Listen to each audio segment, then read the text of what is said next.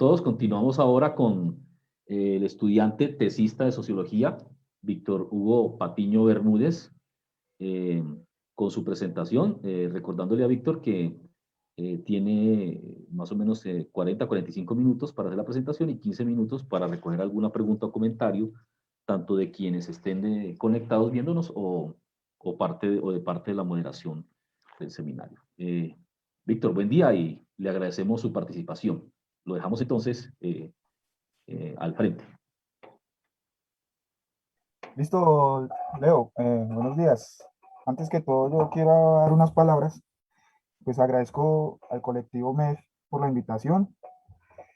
Esta exposición, si bien no se desarrolla directamente de una forma explícita con la temática que en apariencia se enuncia en el nombre del evento, ni tampoco con lo que sucede actualmente en nuestro país, eh, aún así muestra con esto certeramente una relación, quiera de una manera implícita, que espero aporten algo también por cuestiones de tiempo, que espero aporten algo, y también por cuestiones de tiempo, la extensión de la exposición es diferente a la del texto que la sustenta. Por lo tanto, digamos, si no me hago entender en algunas cosas, espero desarrollarlas en conjunto con el público o con las preguntas que se desarrollen posteriormente.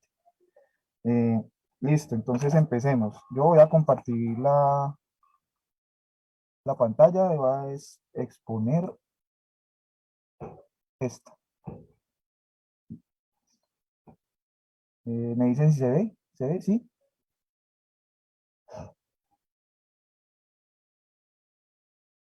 Bueno, supongo que sí. Listo, entonces el texto pues, en el que me fundamento se llama De Hegel a Marx, continuidad y desarrollo relacional entre los conceptos de autoconciencia, praxis y praxis revolucionaria. Presentado por mí claramente, pero las ideas iniciales y el cuerpo principal del texto fueron realizadas con la colaboración y coelaboración de Steven Lago Castellón, un compañero de filosofía de la Universidad de Caldas. Bueno, empecemos. A la presentación, ¿cierto? Entonces, digamos, en esta exposición voy a tener un punto de partida del proceso de comprensión y explicación a partir desde las tesis de Feuerbach, en las que Marx planteó el proceso de la filosofía en el terreno de la ciencia, ¿cierto? Pues tenemos que tener en cuenta también que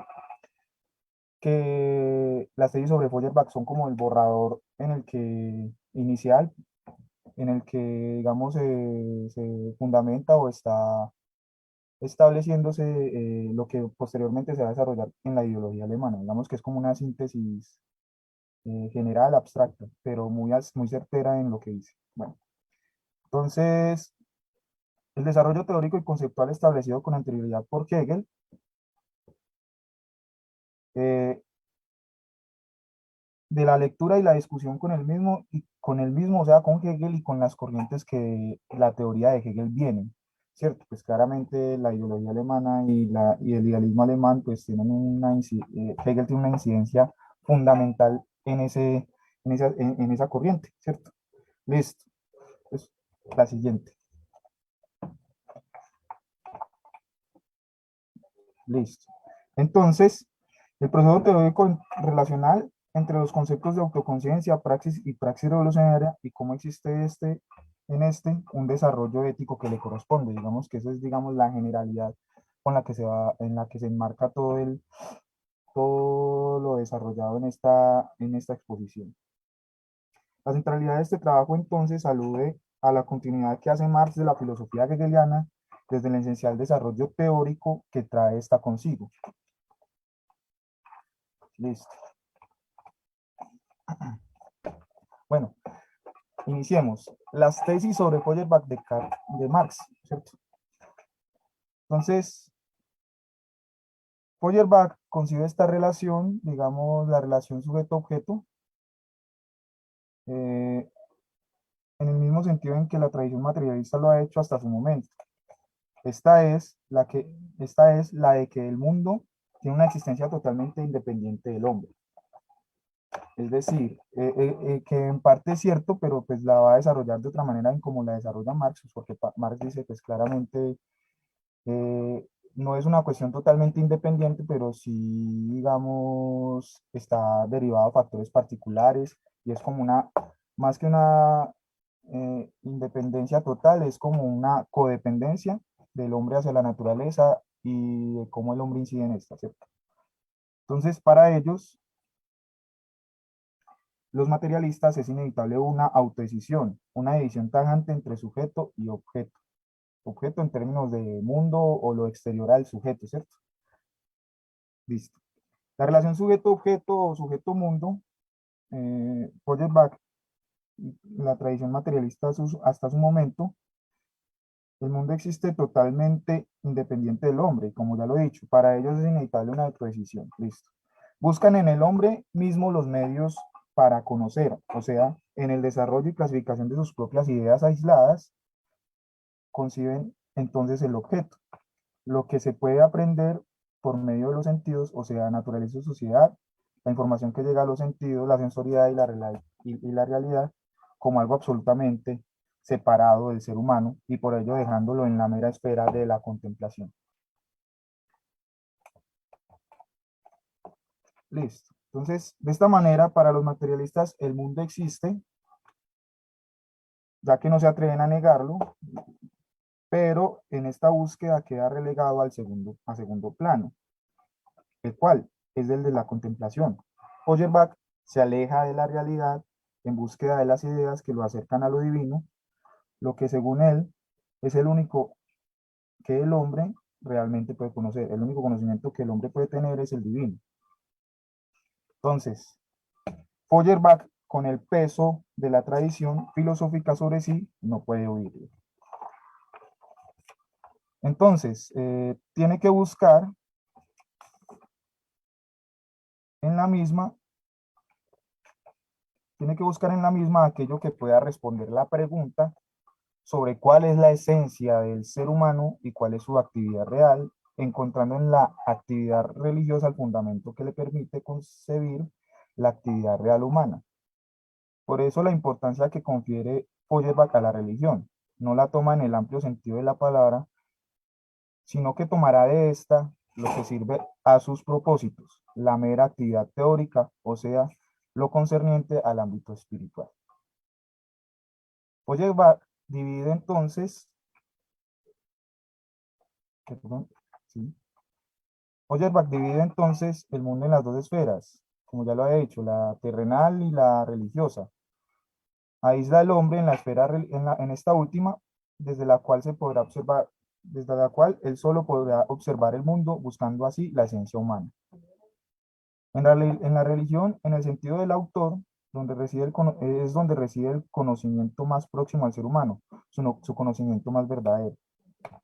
Listo. Entonces, se soslaya al ser humano de la realidad social a la que pertenece. Se termina englobando la interacción humana en la mera abstracción religiosa y se olvida que la interacción religiosa es solo una de las muchas expresiones del conjunto de relaciones sociales e históricas y que en este sentido, tanto el desarrollo teórico como el hombre abstracto son solo expresión de la realidad social concreta.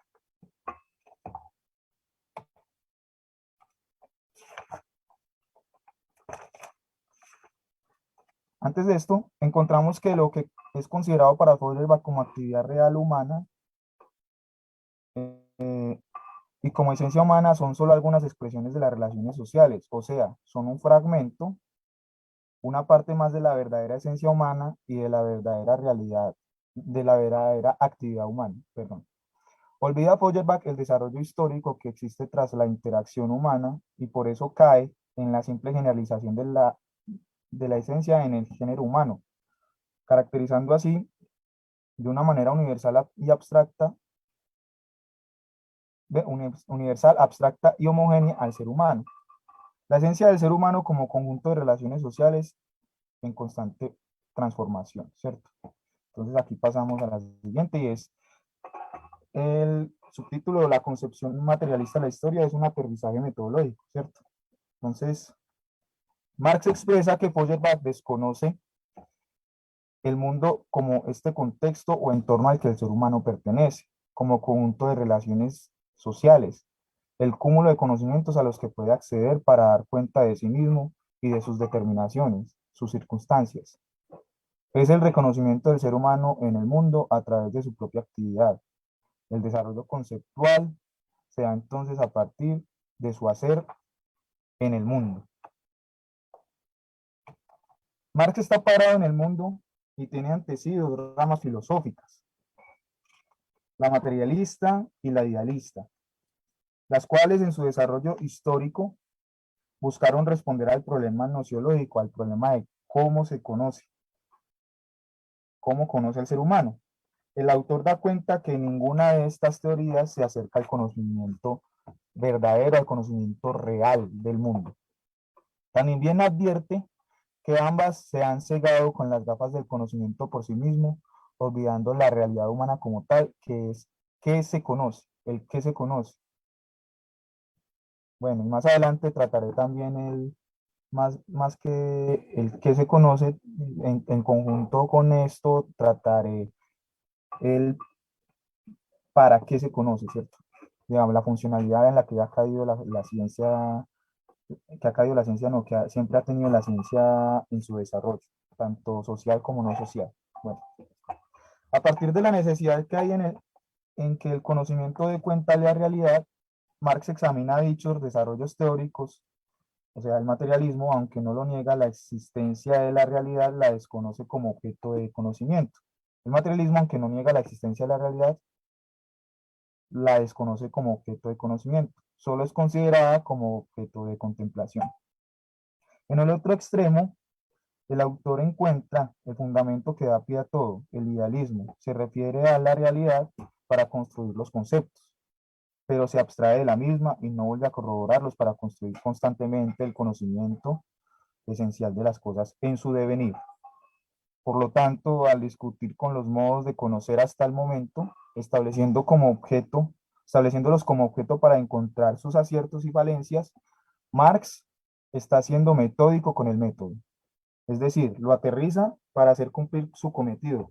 Está, por lo tanto, dando cuenta del desarrollo del método y su cumplimiento o no en términos ontológicos, es decir, en términos reales. Este aterrizaje, que es la verdad objetiva, es llevado a cabo a través de la utilización de la actividad sensorial humana, ya que esta es la interacción que tiene el ser humano en el mundo. Vuelvo y digo, la unidad sujeto-objeto, es decir, donde se muestra la actividad real humana. La realidad social es erigida a partir de esta actividad y ese cúmulo que representa esta realidad social toma el carácter de esencia, no solo como actividad intelectual, sino también desde la parte activa del conocimiento que se expresa por medio de estos sentidos, los cuales no solo son simple cuestión instintiva, pues determinan el pensamiento y viceversa, o sea, el pensamiento los determina a ellos, una constante relación.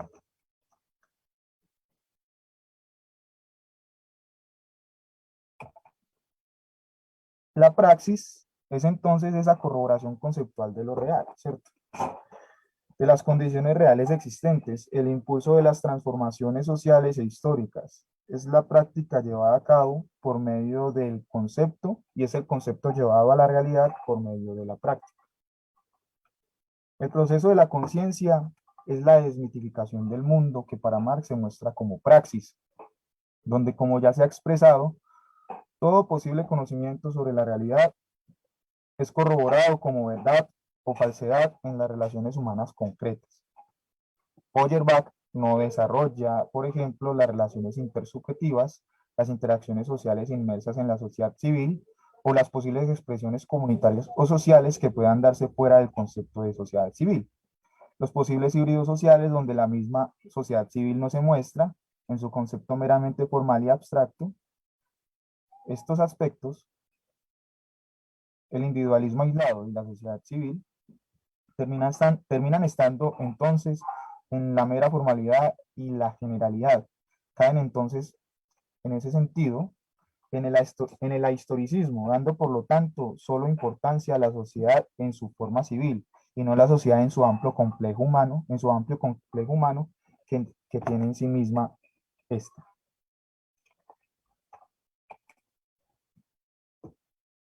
Desde todo lo anterior, Marx remata diciendo que Feuerbach, como todos los filósofos, al no dar cuenta del movimiento real constante que está inmerso en la realidad, en las relaciones sociales concretas, y por lo tanto, al quedarse en la mera contemplación del mundo, solo se interpreta y solo lo interpretan de distintas maneras, y al no corroborar lo real de los conceptos, sumergiéndose en el proceso de la interacción social, no buscan la transformación de la realidad.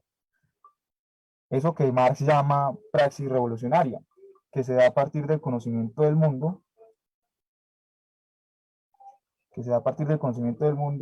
del dar cuenta de las características de este, de sus determinaciones reales, del proceso en la historia humana, para así con la voluntad emprender su transformación. Más adelante trataré, digamos, más específicamente la cuestión de la voluntad, del concepto de voluntad. Bueno, otro apartado y es el de, digamos, autoconciencia, cómo precisamente se puede ver esto aquí en concordancia con Hegel. Al estar la continua relación conceptual entre Hegel y Marx, es así, como se ha expresado ya con antelación, que al pasar la mirada por la historia de la filosofía, o más exactamente la parte de esta que se encarga de responder por el cómo conocemos, desde el que se llega desde el problema, desde el que se llega pues al problema de lo nociológico, tal problema ha tenido la consideración tanto de idealistas como de materialistas. Desde la antigüedad hasta la modernidad nos hemos de cruzar con mentes que quedaron para la posteridad en el pensamiento humano. Hegel da una respuesta que busca resolver las inconformidades que la tradición le ha heredado. Al mismo tiempo usará el conocimiento como puente para aproximarse al absoluto. Ahora, el conocimiento como simple conocimiento no es más que el apoderamiento del mundo en el concepto que resulta del devenir humano como conciencia que se objetiva por medio del trabajo como capacidad transformadora, ¿sí, señor?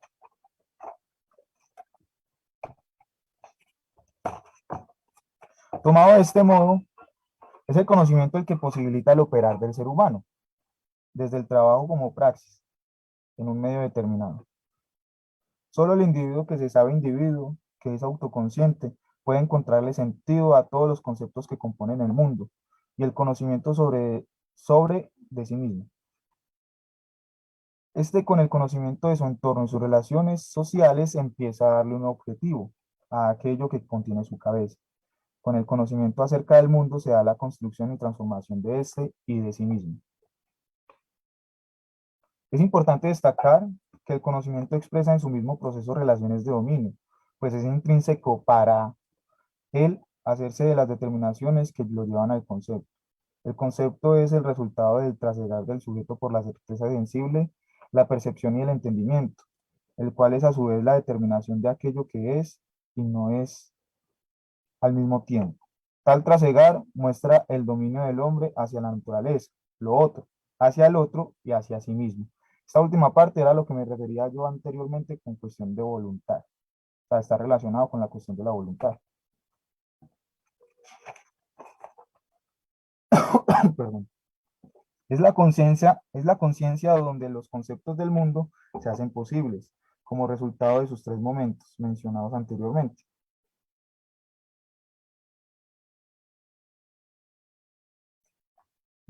Pero aunque esto se sabe como algo diferente de las cosas del mundo, es un yo que apenas empieza a ser consciente de sí mismo, no logra hacerse a sí mismo su objeto de estudio, ya que a partir de la interacción con otras conciencias y la determinación de las mismas, se determina a sí mismo y por lo tanto se sabe social. Es aquí cuando el sujeto se encuentra consigo mismo a través del otro y de su propia exteriorización, donde ha llegado entonces al terreno propio de la autoconciencia. El paso de la conciencia a la autoconciencia significa encontrar ese algo en el mundo de lo que antes no había dado cuenta. Esto es la muestra de la posibilidad del paso del yo tautológico, o sea, del yo que se vuelve, del yo solitario, aislado, dado en la conciencia, a un yo más profundo, un yo social, dado en la autoconciencia. Surge pues la autoconciencia como expresión de un yo más profundo, y con ella surge la necesidad de reconocimiento, pues esta autoconciencia solo se puede mantener en el reconocimiento, a partir del cual emprende el conocimiento de las diferencias, de las determinaciones y posibilidades con que cuenta en su proceso de socialización, en el cual el individuo sintetiza en sí mismo para Marx el trabajo como proceso histórico del conocimiento humano, sus relaciones sociales y dominación, encarna entonces las desigualdades humanas. Para que se dé el reconocimiento, el sujeto necesita del otro. Esa necesidad del otro aquí implica el acto de dominación más fuerte hasta ahora mencionado. Representa la dominación del hombre por el hombre, que se da en la lucha de las dos conciencias que están en busca de reconocimiento. Acto que tendrá como consecuencia acto que tendrá como consecuencia la victoria de uno y la pérdida del otro, lógicamente. Aquí la muerte juega un papel importante, pues a través del miedo hacia esta, como una conciencia pierde la lucha, el temor al perder la vida se desencadena en la superación, en la derrota, y la superación de este temor a la muerte desemboca en la victoria. Aquí el ganador es la autoconciencia que se impone ante la lucha, ante la muerte, y la cual obtiene de su rival derrotado el supuesto reconocimiento deseado. Esta relación de dominación establecida por Hegel entre amo y esclavo, como él lo determinará en su dialéctica, se representa como un falso reconocimiento, pues el amo al derrotar a su rival autoconsciente, a su rival en esa lucha por ser autoconsciente, despoja a este de su libertad, de su estatus como posible autoconciencia. Así, esta figura victoriosa, el amo, obtiene su reconocimiento como autoconciencia de aquello que ya no es autoconciencia. Vemos que aquí las dos partes, amo y esclavo, no son nada parecido a lo que eran para sí mismos. Autoconciencia de potencia. Ahora estos son simples conciencias inmiscuidas en una relación de dominio. Siguiente apartado es Marx, realidad de autoconciencia. Como primera medida, es necesario establecer parámetros acerca del método de exposición de Marx, en el cual este parte del desarrollo desde la forma más universal o abstracta del concepto, el conjunto de todas sus particularidades y determinaciones, el conjunto de sus expresiones concretas, de su desarrollo concreto, estableciendo así no solo la posibilidad de la explicación conceptual más abstracta y general, sino también de su expresión sintética en las relaciones concretas entre los diversos objetos de estudio. Es así, por ejemplo, como a partir no solo del análisis económico, sino también del político, de las relaciones sociales, se establece el proceso relacional entre ambas ciencias para la comprensión y explicación de estas. Y así con las demás ciencias, con las demás ciencias. Es a partir de estas relaciones que se logra establecer entonces el conocimiento de la realidad, sabiendo que esta, en Marx, es el conjunto de las relaciones sociales concretas, la realidad humana, establecidas por medio del trabajo y las concepciones sobre el mismo. Es el trabajo el concepto central desde el que en este autor se construirán diferencias de época y de contexto, mostrando sus grados de desarrollo histórico concreto y su determinabilidad en las relaciones sociales, y también el cambio en las concepciones acerca de la existencia humana misma, a medida que cambia el trabajo como concepción y relación del ser humano con la naturaleza. Entonces, la autoconciencia posibilita por sí misma, por su misma carga conceptual, el comprender cómo se construye el mundo. Esta, la autoconciencia, expresa no solamente el desarrollo social, sino también sus cambios y transformaciones. Con ello, las dos mencionadas tipologías de la conciencia, estoica y escéptica, pueden restablecerse en relación con el proceso de praxis y praxis revolucionaria planteadas por Marx. Es decir, este par, es, esta parte de la estructura de la lógica dialéctica desarrollada por Hegel, este parte, o sea, se fundamenta en la estructura de la lógica, a partir de la lógica de la dialéctica desarrollada por Hegel. pero se dedica a partir de su propia estructura expositiva a desarrollar a desarrollar el establecimiento de la diversidad de determinaciones en la vida social, a partir del despliegue mancomunado de de diferentes ciencias como la economía, la historia, la política, etcétera, que permitan establecer y estudiar de manera multidimensional dichas determinaciones sociales.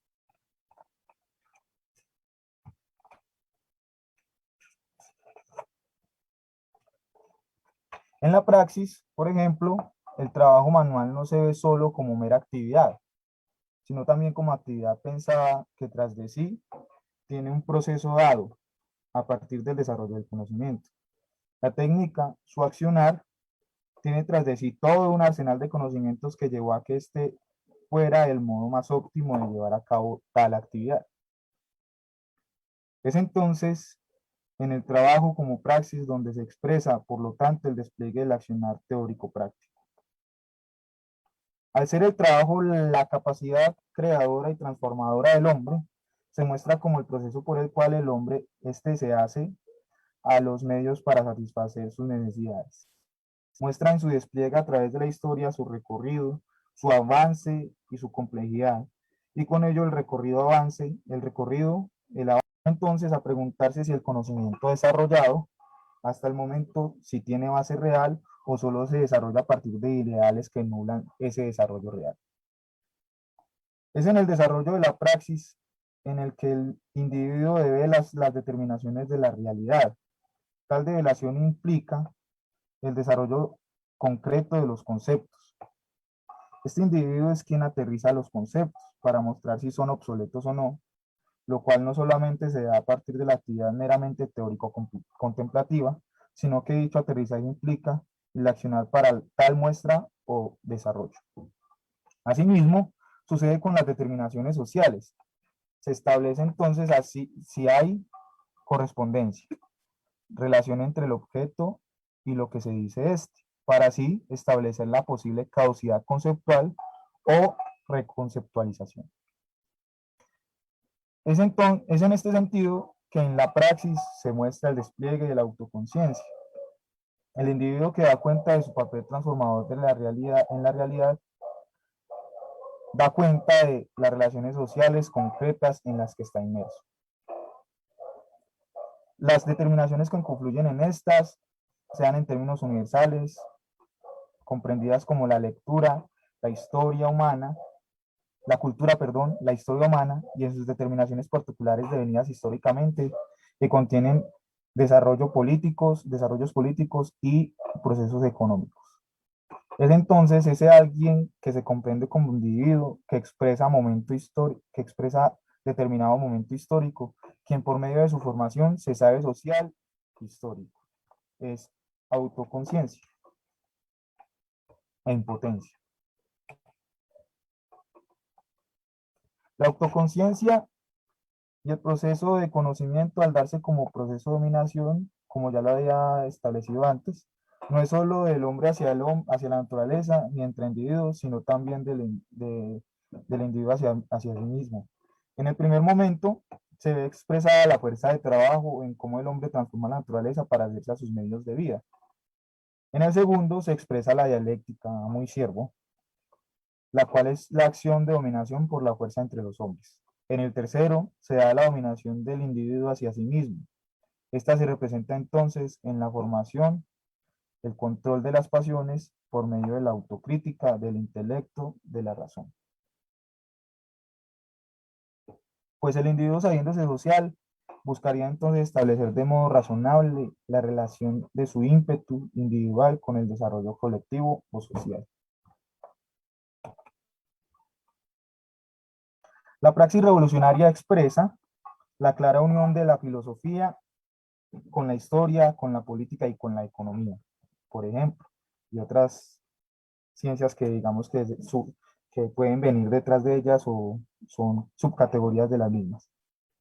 Su indisolubilidad desde la cual el individuo que se encamina en esta, al plantearse todas estas determinaciones como conciencia social, se orienta hacia el establecimiento de la crítica hacia todo lo que atañe a la existencia social y la opacidad de la realidad que expresa la misma. Es decir, Dicha unión entre estas ciencias o vertientes de la ciencia social establecería la corroboración conceptual de la realidad concreta de las relaciones sociales. Implicaría con ello una crítica al desarrollo conceptual que se establece dentro de los diferentes campos de las mencionadas disciplinas.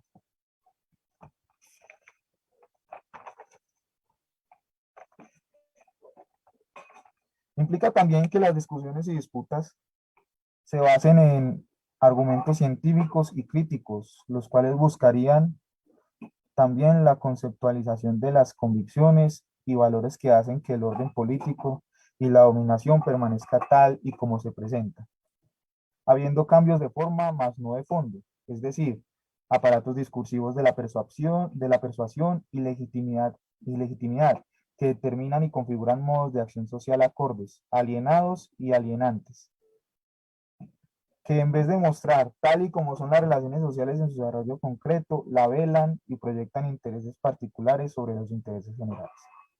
Presenta intereses individuales o particulares como intereses generales.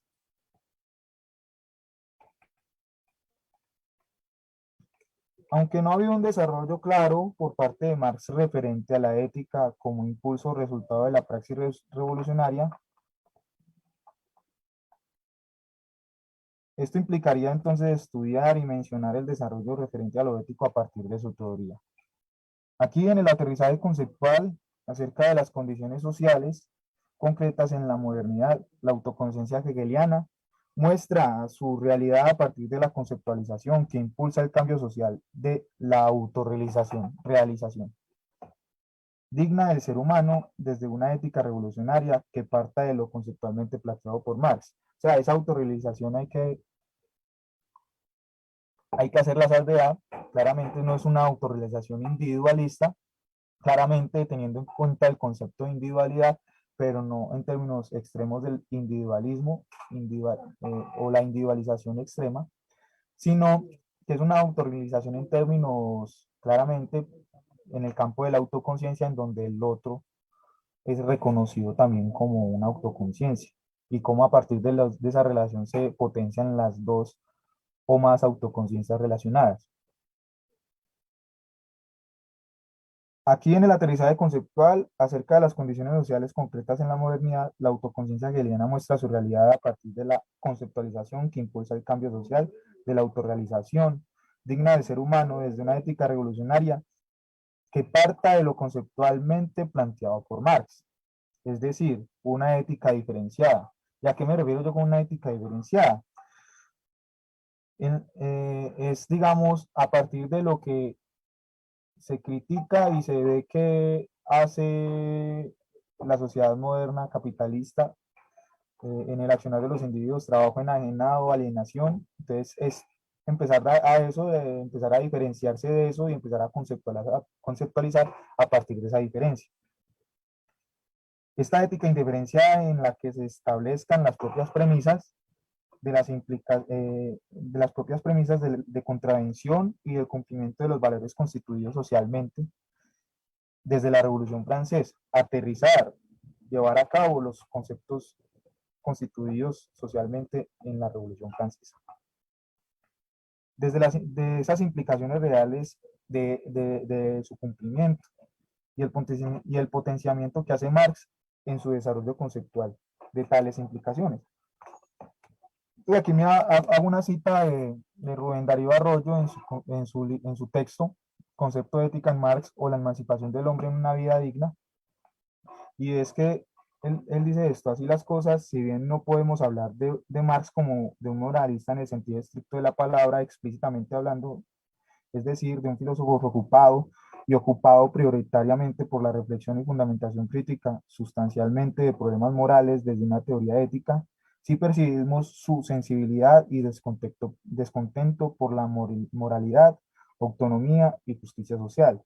En otras palabras, nos atrevemos a decir que en el pensamiento de Marx late con mucha fuerza, con sentido y significación, una forma implícita de...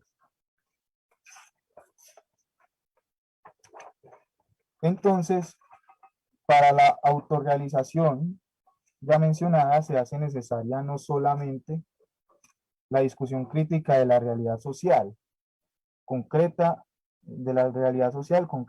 sino también de las proyecciones y fantasmas que devienen de la misma, lo que se comprende como la relación entre existencia social y conciencia social, y de las determinaciones inmersas en la misma, ya que la praxis revolucionaria para Marx implica más que solo palabras críticas, es el accionar de las mismas.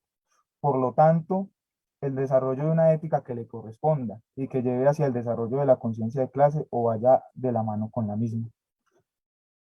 Esta ética se da inicialmente desde el conocimiento de lo real como proceso crítico, donde se da también el despliegue en la crítica del individuo hacia sí mismo. Entonces, hablar de esa ética es hablar del inicial impulso revolucionario de la transformación social, que más allá de la fundamental e inmediata distribución equitativa en las condiciones materiales en la sociedad, implica también la inmediata transformación en las condiciones inmateriales de la formación cultural. La transformación esencial revolucionaria del mundo implica, por lo tanto, la transformación del accionar de los individuos que impulsan tal cambio. De este modo, hay individuos que a partir de la crítica del conocimiento y por lo tanto del desarrollo del conocimiento crítico, se empiezan a formar en una crítica que resulta de este proceso, desde la cual se impulsan a hacer su praxis revolucionaria. Demuestran con su praxis esa ética resultante, tal conciencia de clase, marcan la pauta para la formación de la ética y la conciencia de clase de los desposeídos. Posibilitan entonces a partir de su trabajo la ciencia crítica para el impulso de una ética crítica, que impulse la transformación esencial de las relaciones sociales capitalistas y del capitalismo. Es así que en Marx puede llegarse a la conclusión que para que se posibilite el paso de la clase de los desposeídos como clase social en sí hacia clase social para sí, es decir, para que ésta se encamine hacia su autodeterminación, es necesario que estos salgan de la naturalización de sus condiciones sociales en las que se encuentran dominados, o de las condiciones sociales de dominación que impiden el conocimiento real de sus condiciones materiales de existencia.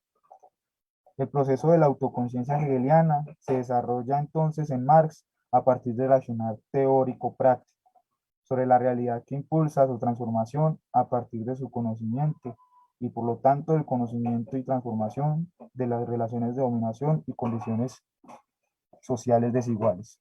Aunque en su desarrollo teórico Marx no se da, aunque en el desarrollo teórico Marx no se da una conceptualización explícita de una ética diferente al proceso de la ética liberal capitalista, entonces pueden sustraerse de todos modos y conceptualizarse elementos que la mencionan de manera implícita. Eso es lo último, listo. Y para finalizar este juego de palabras. Muchas gracias.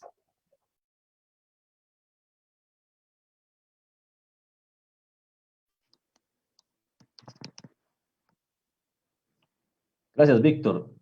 Bueno, Víctor, yo tengo pues también una pregunta, comentario. Estamos revisando acá por el chat, pues no hay preguntas. Pues dos cosas frente a la presentación suya. Uno, hay una preocupación efectivamente, como lo mencionábamos en la intervención del profesor Damián Pachón, de la teoría de Marx ofrece múltiples dimensiones. Y una de las dimensiones que usted aborda en su presentación es la dimensión ética de la teoría, que sin soslayar las otras, es una dimensión moral, la filosófica, la económica, la política, etcétera. Incluso la posibilidad de hacer una prospección del debate medioambiental desde Marx, que creo que llevaría a consecuencias incluso distintas a la forma como se da ese debate hoy. Sería interesante en algún momento tal vez abrir un escenario para ello. Es decir, algo así como Marx y el medio ambiente, sería una cosa interesante para plantearlo seriamente.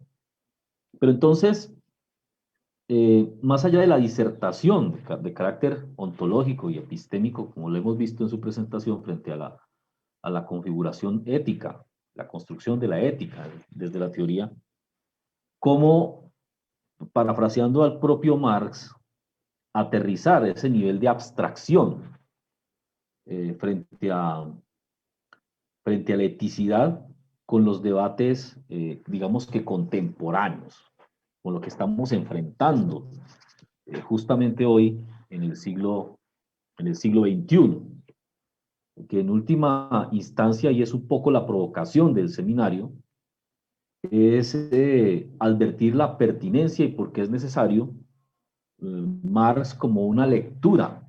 No es la única, y insistimos en eso desde la organización del seminario, no es la única lectura, pero sí como una lectura válida e importante que tiene mucho que decir frente a los debates que tiene el mundo hoy, frente a la crisis del capitalismo, pero también entendiendo el capitalismo no como una mera organización económica, que ese es otro error al cual se llega incluso en nuestros escenarios universitarios sobre todo, sin entender que hay toda una configuración ideológica, una configuración moral, donde incluso la propia academia, que en las marchas y en la calle protesta en contra del neoliberalismo, pero no advierte que en la configuración de la propia estructura académica y curricular, la tiene totalmente impregnada. Es decir, tenemos programas neoliberales, universidades neoliberales hasta los huesos.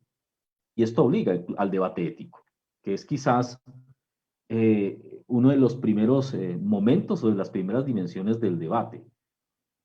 Es como si, parafraseando aquella película sobre Norman Bethune, el gran comunista canadiense, todos tenemos un pequeño fascista por dentro, todos tenemos un pequeño neoliberal por dentro, pero el problema es que éticamente, en esa racionalización de nuestra existencia, de nuestra posición frente a la vida, no damos ese debate. Entonces, ¿cómo aterrizar, por decirlo así, esa prospección en la dimensión ética a los problemas profundos que enfrentamos hoy en el siglo XXI y fundamentalmente en la crisis actual del capitalismo que está haciendo agua por todo lado y en donde la pandemia solamente lo que ha dejado es en evidencia su profunda crisis? Antes de darle la palabra, pues no se trata de que usted resuelva los problemas del mundo, ni más faltaba, sino tratar de aterrizar la abstracción que usted ha hecho, bastante compleja, y la verdad, pues, muy interesante el ejercicio. Usted reconoce que fue a dos cabezas con su compañero, pero digamos que tratar de aterrizar es un poco a lo que estamos enfrentando hoy. ¿Cómo aterrizarlo? Para no seguir hablando de la eticidad en abstracto, sino en la vida realmente concreta de los hombres. Bueno, usted mismo lo ha dicho, es un problema grandísimo, creo que es uno de los más fundamentales en términos generales que se pueden plantear en estos momentos, ¿cierto? Y sobre todo relacionados con una teoría tan completa y tan necesaria como la de Marx en la actualidad, ¿cierto? Eh, yo me atrevería a decir que hay un problema serio pues relacionado con lo que usted menciona con lo de la universidad, ¿cierto? La universidad neoliberal, tecnocratizada o con tendencias hacia la tecnocratización y por lo tanto el vaciamiento de todo contenido que tenga que ver con la crítica precisamente hacia eso, ¿cierto? Para que no se azoten a sí mismos a partir de la formación de sus futuros tecnócratas. Eh, Aparte de espacios como este, que siendo sinceros son muy importantes, pero la cobertura, digamos, hay que hacerla un poco, es algo también complicado, pero hay que planteárselo como una cobertura que llegue no solamente a las personas que tienen ya un interés infundado desde su propia formación, ¿cierto?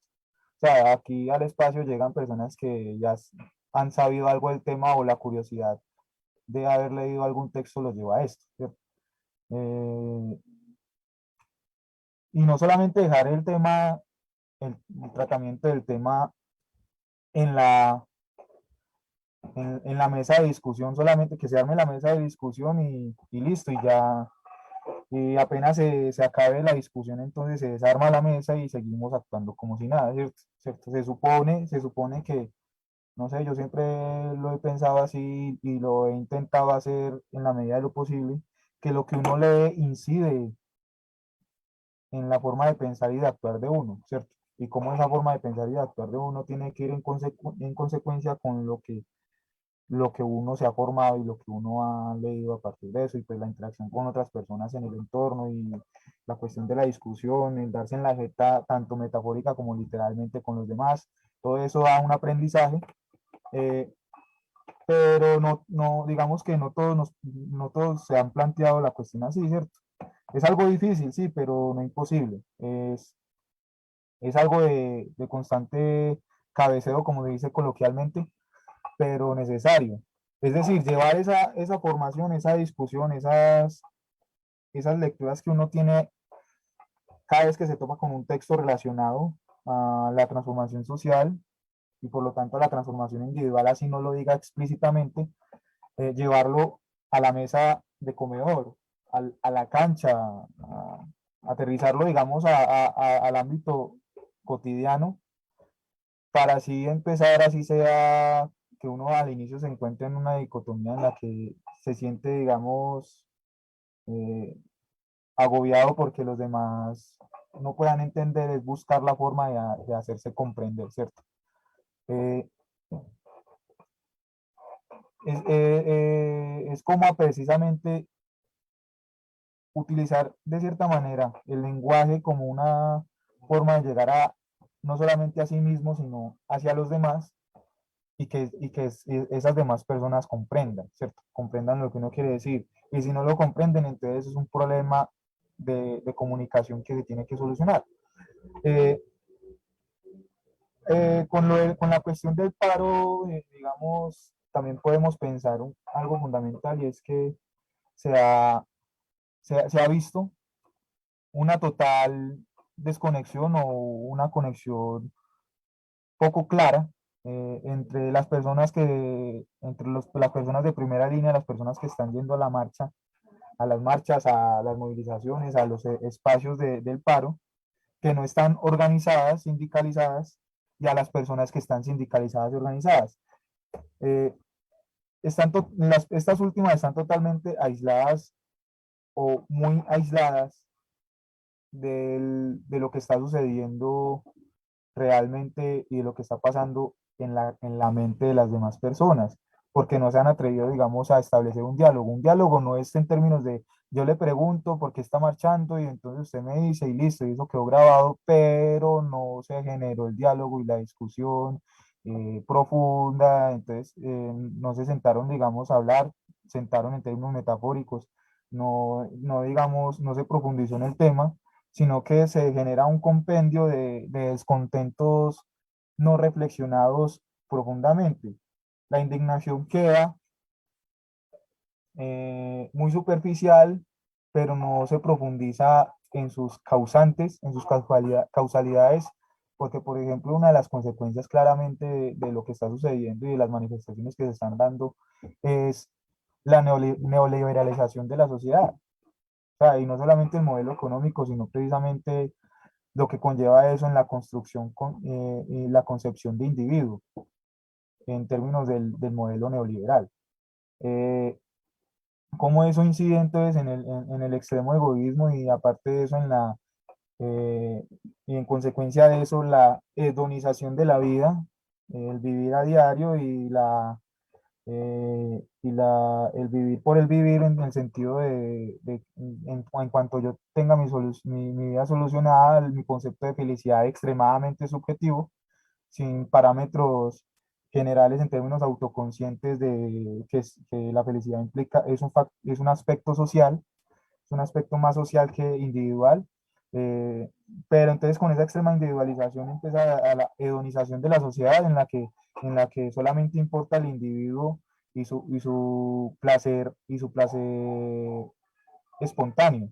Ni siquiera, digamos, encontrar placer en cosas esenciales que puedan dar en la vida, porque eso ya empezaría, digamos, a ir en contra de la misma modelación del individuo en la sociedad no liberal.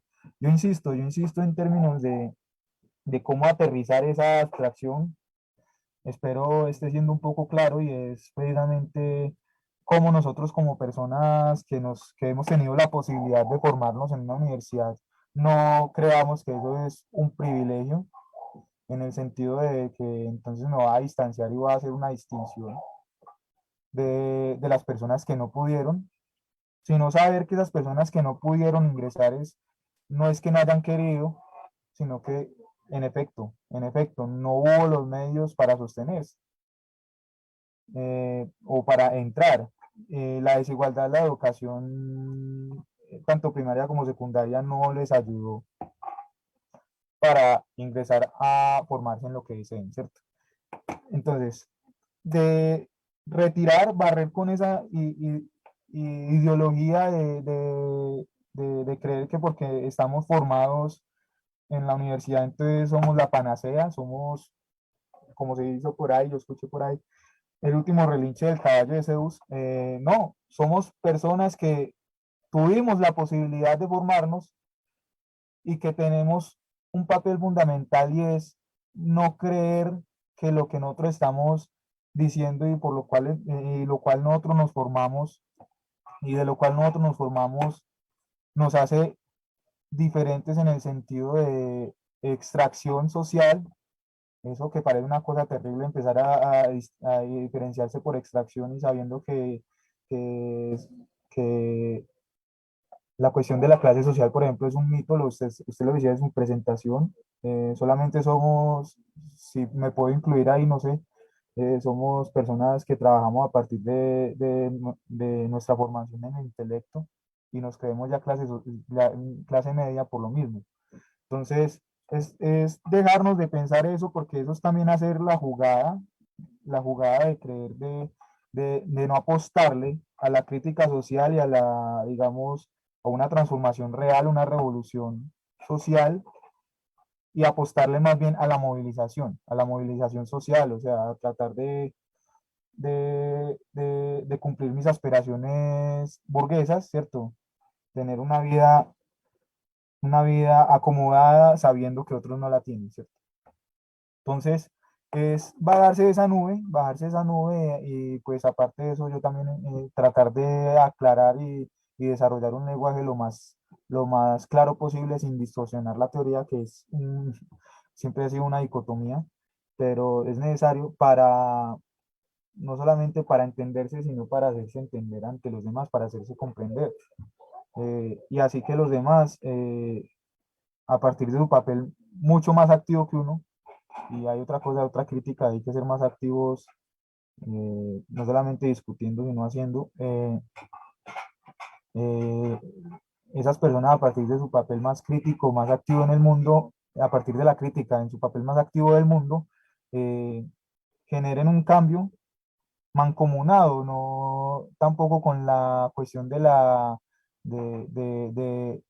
del canciller, de que siguen a una persona y entonces lo que diga la persona, de la cuestión del culto exagerado a la personalidad que se ha también vaciado, que ha vaciado también un poco la cuestión de pensar de que hay activistas y hay dirigentes y ya, ¿cierto? Es tratar de cerrar un poco esa brecha, tratar de incentivar la formación sin que sea tan ladrilluda, tratar de buscar una pedagogía en la que todos nos formemos para llegar a una comprensión del otro y por lo tanto a una potencialización de uno como autoconciencia junto con los demás. Yo creo que sería por el lado, no sé, creo que fui también muy general, pero el tema es complicado. Bien, Víctor, no, gracias a usted por su presentación. Sí, estamos ante un proceso que es muy fuerte. Eh, uno pensará desde Marx que la realidad realmente es más sencilla de lo que se presenta, pero no es fácil enfrentarla. Una cosa es que sea sencillo reconocerla, otra cosa es que sea fácil enfrentarla y sobre todo saber cómo responder a las exigencias de la época. Sí, pues, digamos que quedan como elementos para el debate y para la discusión. Nuevamente, Víctor, muchas gracias por su tiempo, por su colaboración, por su participación en esto. Seguiremos hablando en otros momentos, en otros entornos de trabajo y espero que nos siga acompañando a través del enlace para, digamos que para lo que continúa el evento. Ahora nos va a acompañar el profesor Frank Molano Camargo, quien iniciará su presentación. Víctor, Listo, muchas Leo, gracias muy bien a y usted. Gracias por estamos la en contacto. invitación. Muy bien. Hasta luego.